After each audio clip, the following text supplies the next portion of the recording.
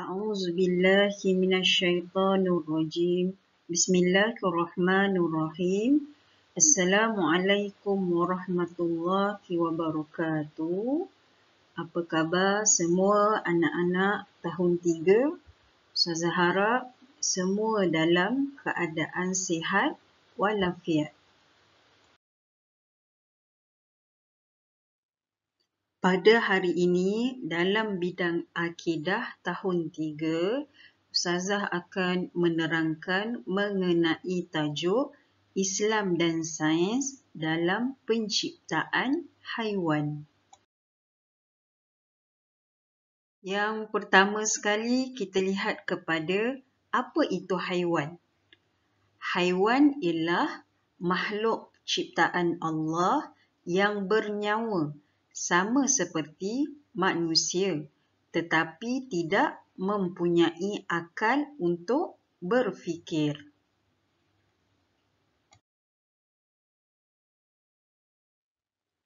Manusia dan haiwan sangat berkait rapat dalam proses kehidupan. Maksudnya, haiwan ini sangat berkait rapat dalam proses ekonomi negara kita dan juga kitaran hidup manusia. Contohnya seperti dalam gambar ni lah, ayam kan. Ayam adalah binatang yang boleh dimakan. Ayam adalah haiwan yang halal dimakan. Jadi kita sebagai orang Islam, kita boleh sembelih ayam dan kita boleh makan. Jadi haiwan dan manusia sangat berkait rapat untuk proses kehidupan dan juga dalam bidang ekonomi negara. Seterusnya kita lihat kepada kategori haiwan. Seperti yang kamu semua maklum dan kamu juga tahu, kategori haiwan terbahagi kepada dua, iaitu haiwan di darat dan juga haiwan air.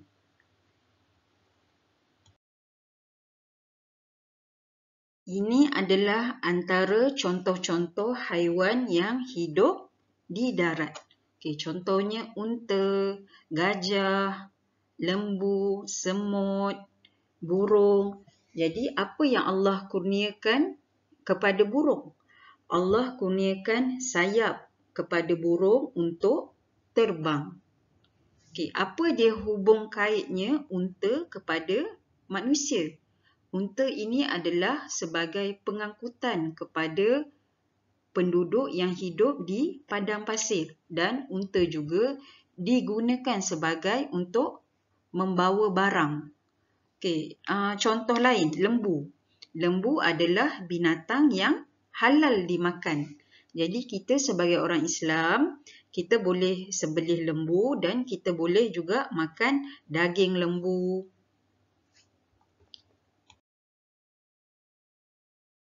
Seterusnya kita lihat kepada contoh-contoh haiwan yang hidup di dalam air. Contohnya ikan, penyu, kuda laut, ketam, sotong, buaya. Jadi ini adalah antara contoh-contoh haiwan. Haiwan-haiwan yang diciptakan oleh Allah mempunyai pelbagai ciri dan juga sifat-sifatnya yang tersendiri. Contohnya ikan. Ikan boleh bernafas melalui insang dan ikan hanya hidup di dalam air sahaja. Tapi ada juga haiwan yang hidup di dua alam. Contohnya buaya, penyu, ketam. Jadi itu adalah antara kekuasaan dan juga kehebatan yang Allah berikan kepada haiwan-haiwan ini.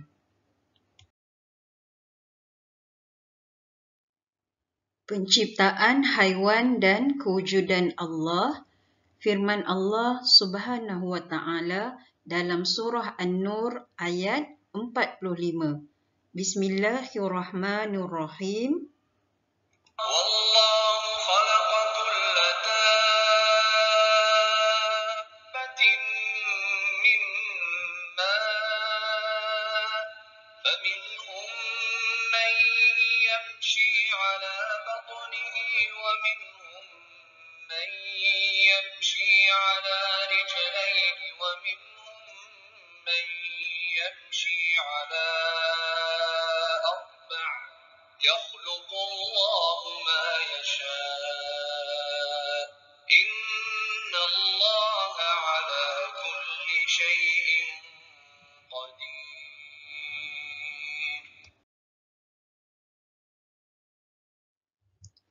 Maksud surah An-Nur ayat 45, maksudnya ialah, dan Allah menciptakan tiap-tiap haiwan yang bergerak itu dari air, maka sebahagian di antara mereka menjalar atas perutnya dan sebahagian lagi berjalan dengan 4 kaki.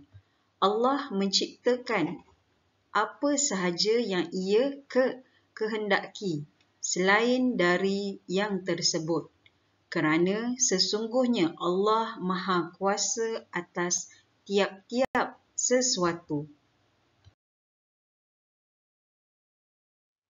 Daripada ayat surah An-Nur ayat 45 tadi, ayat ini menunjukkan bukti kebesaran Allah yang menciptakan pelbagai jenis haiwan. Yang kedua, haiwan yang hidup di darat berjalan menggunakan kaki atau menjalar menggunakan perut. Contoh haiwan yang menggunakan kaki, kuda. Haiwan yang menjalar, contohnya haiwan ular. Manakala haiwan yang hidup di air bergerak dengan cara berenang menggunakan ekor dan sirip.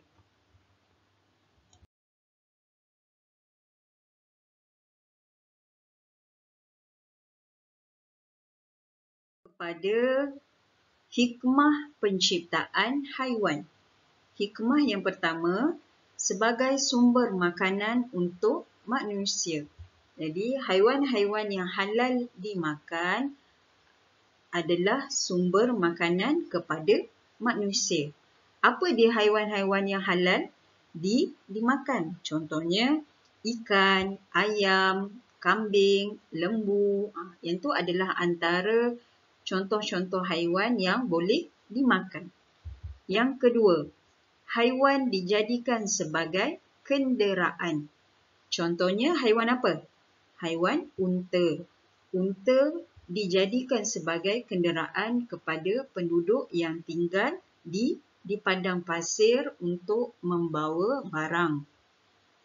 Hikmah yang ketiga ialah menunjukkan mukjizat para nabi dan rasul. Antaranya adalah, salah satunya adalah mukjizat kepada Nabi Sulaiman alaihissalam yang mempunyai keistimewaan boleh mendengar dan memahami bahasa haiwan. Yang keempat, menjadi sumber rezeki kepada manusia. Contohnya sumber rezeki kepada nelayan yang menangkap ikan untuk nak jual ikan dekat pasar. Yang tu antara contoh-contoh sumber rezeki kepada manusia. Yang kelima, melambangkan kasih dan sayang antara ibu dan anak. Jadi Allah jadikan haiwan adanya haiwan jantan dan juga adanya haiwan betina.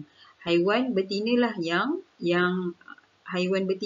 boleh melahirkan anak ataupun haiwan betinalah yang boleh bertelur. Jadi ia melambangkan kasih dan sayang antara ibu dan anak.